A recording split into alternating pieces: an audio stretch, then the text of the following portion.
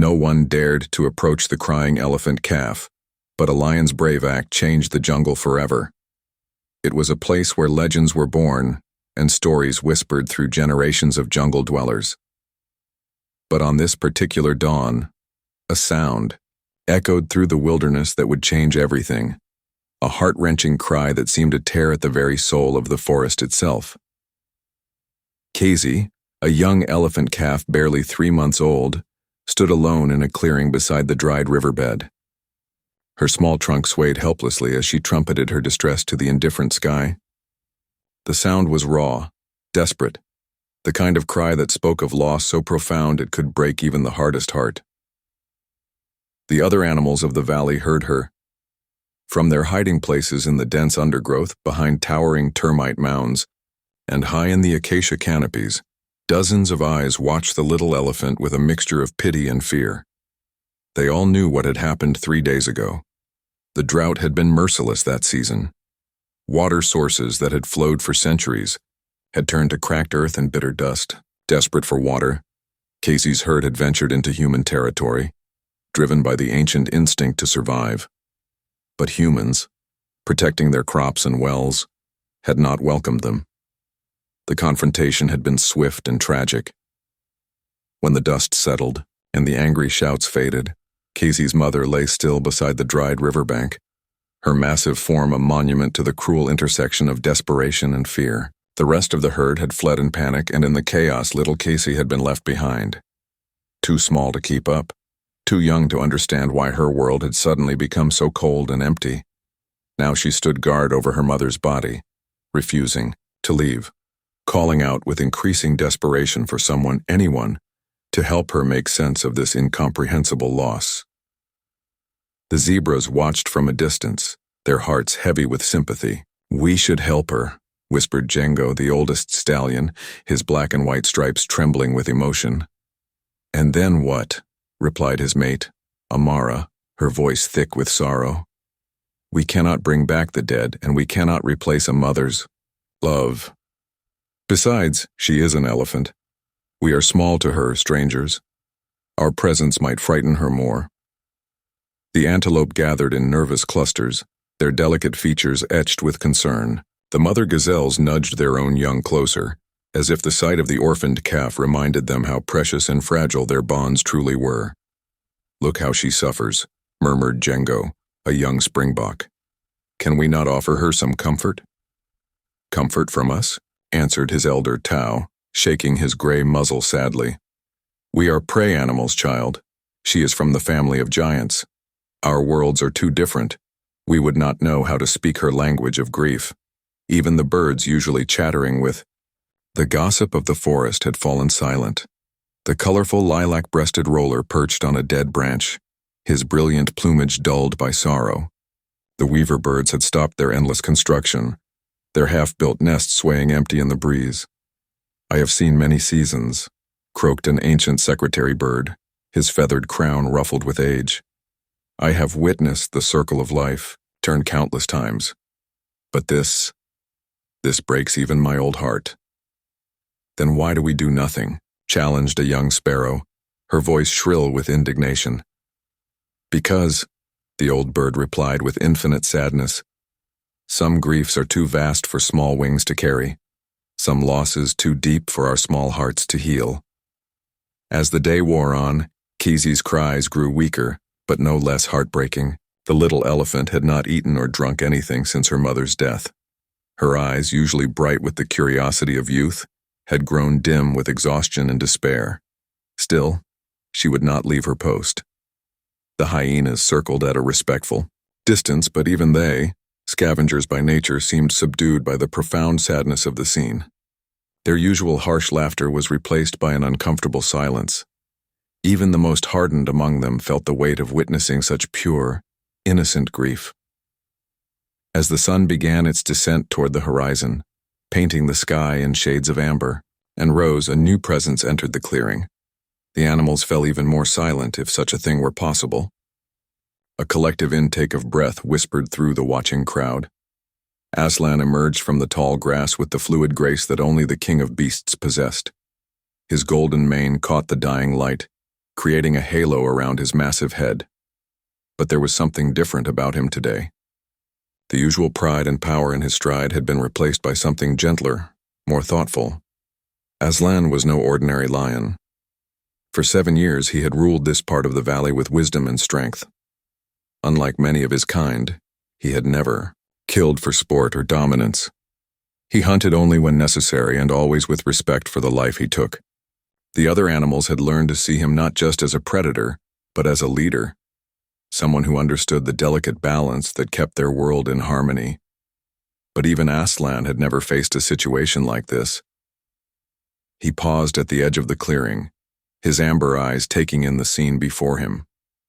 The massive form of the mother elephant now beginning to bloat in the heat. The tiny calf no bigger than he was, standing guard with the fierce determination that only a child's love could provide. The watching crowd of animals, all paralyzed by their own limitations and fears. Aslan's heart clenched. He thought of his own cubs, safe in their den, and tried to imagine the terror and confusion Kessie must be experiencing. To lose a parent so young, so suddenly, and then to be abandoned by everyone else who should have protected her. It was a cruelty that even the harsh realities of the wild seemed unable to justify. The lion took a step forward, and every animal in the vicinity tensed. This was uncharted territory. Lions and elephants maintained a respectful distance from each other.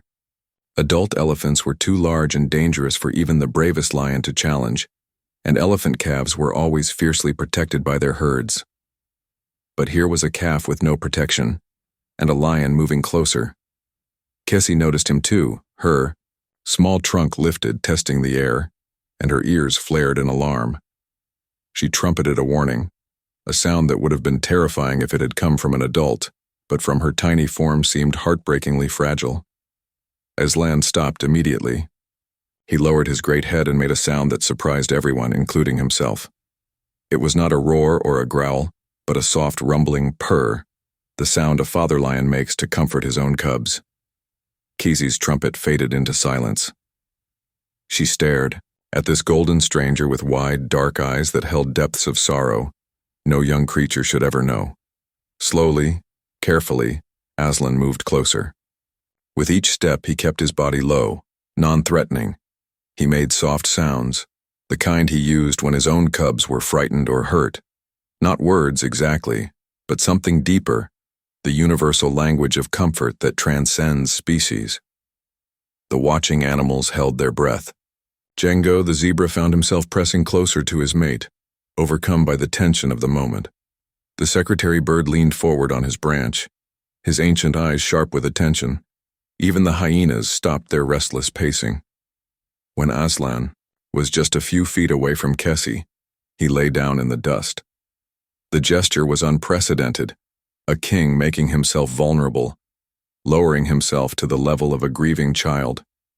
He continued his soft rumbling, and slowly, very slowly, he extended one massive paw toward the little elephant. Kessie stared at the paw, then at Aslan's face. For a long moment neither moved. The entire jungle seemed to hold its breath. Then, something extraordinary happened. Kessie took a tentative step toward the lion. Her small trunk reached out, trembling, and gently touched his extended paw. The contact was electric, not just for the two animals involved, but for every creature witnessing this impossible moment. A lion and an elephant calf, natural enemies according to every law of the wild, making a connection based on nothing but compassion and need. Aslan felt the gentle touch of the tiny trunk, and his heart swelled with an emotion he had never experienced before. This was not his cub, not his species, not his responsibility by any measure the animal kingdom recognized. But in that moment, looking into those dark, grief-stricken eyes, he knew with absolute certainty that he could not walk away. Kessie seemed to sense something too. The suspicious fear in her posture began to relax, replaced by something that looked almost like hope. She took another step closer and then another, until she was standing right beside the great lion's head. With a movement that brought tears to the eyes of every watching animal, Little Kisi gently placed her trunk on Aslan's mane and leaned against his warm, golden side.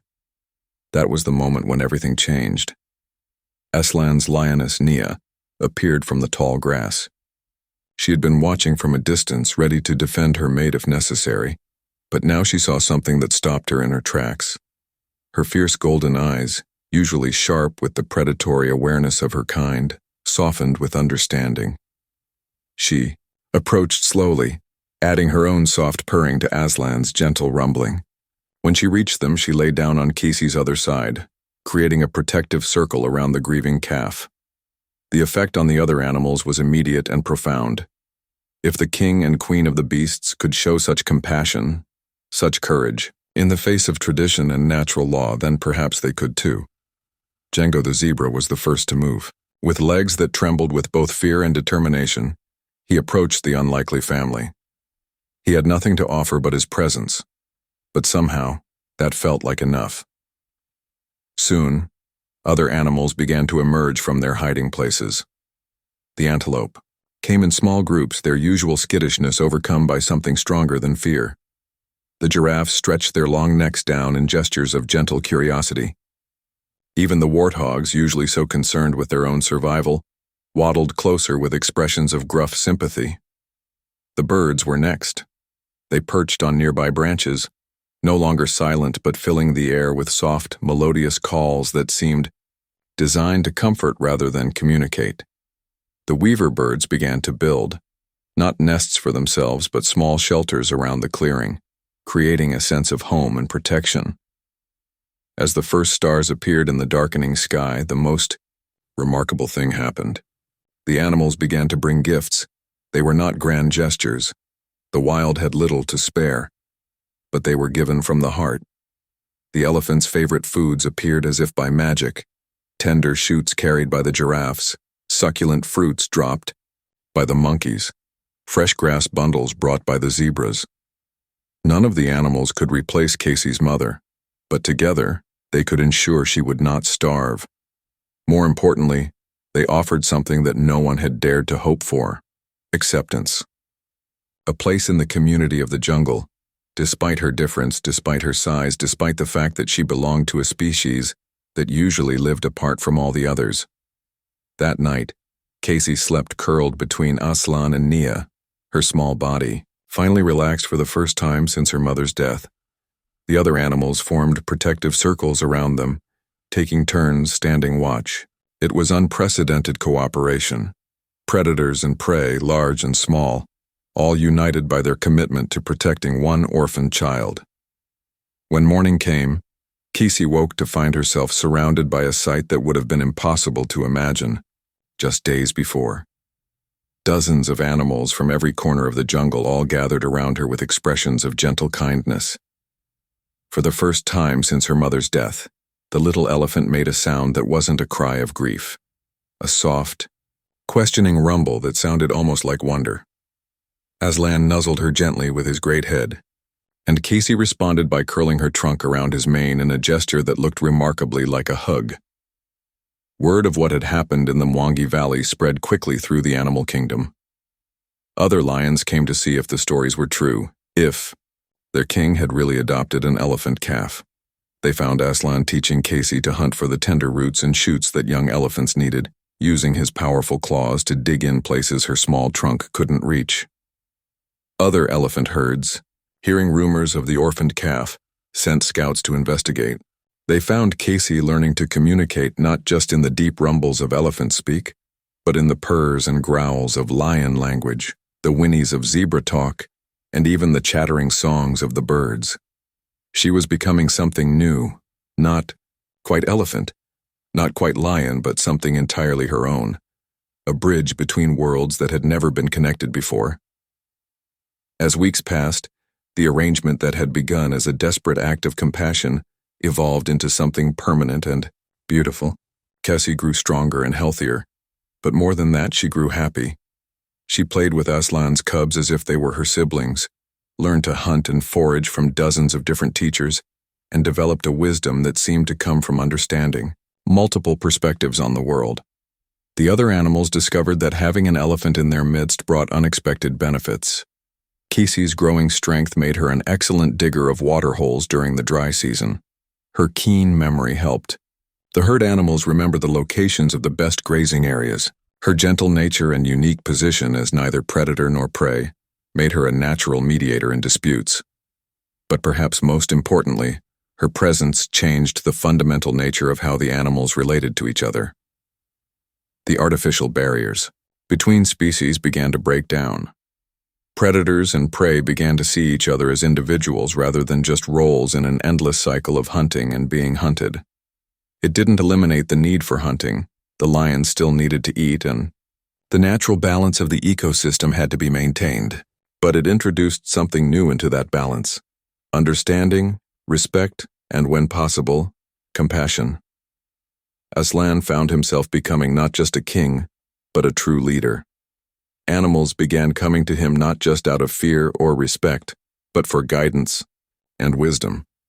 His pride became a council that included representatives from every major species in the valley, all united by their shared commitment to Kesey's welfare and the principles her adoption had established.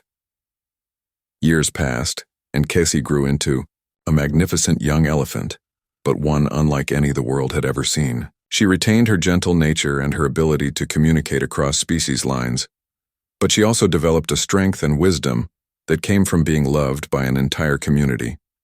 When droughts came, she used her lion-taught hunting skills to help other animals find food.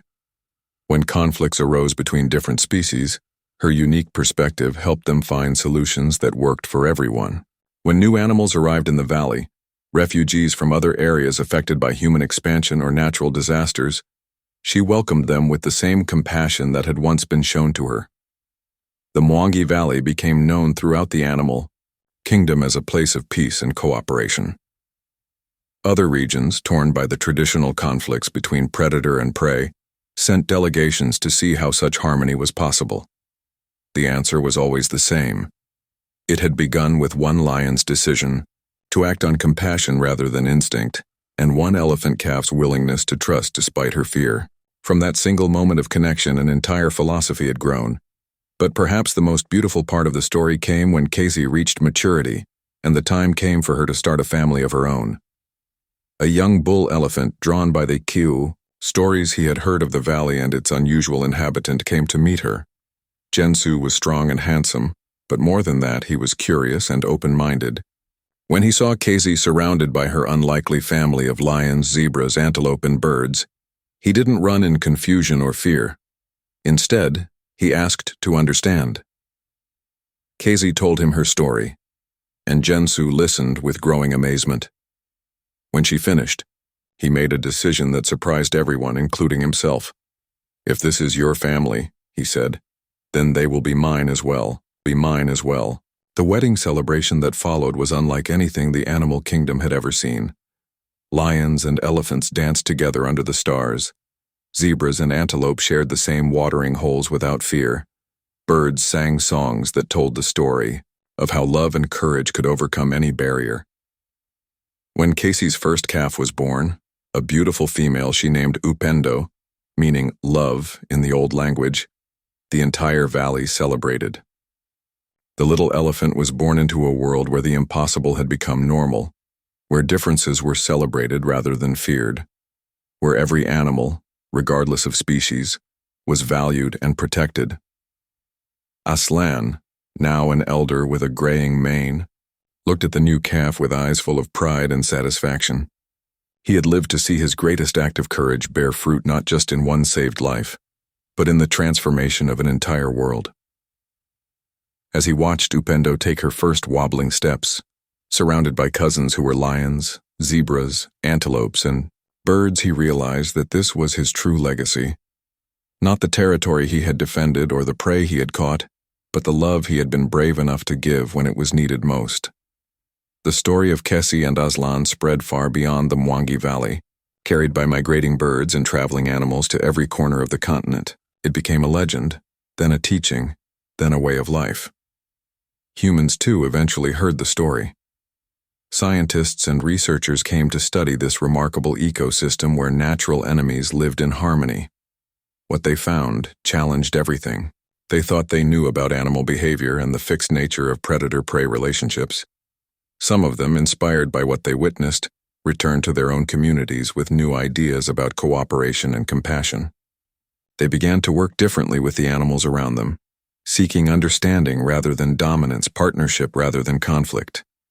And so the circle grew ever wider, touching lives and changing hearts far beyond anyone's imagination. But, in the heart of the Mwangi Valley, life continued with its daily rhythms of joy and sorrow, growth and change. Casey grew old surrounded by her chosen family and her own descendants. Aslan eventually joined the great kings of the past, but not before seeing his radical act of compassion become the foundation of a new way of living.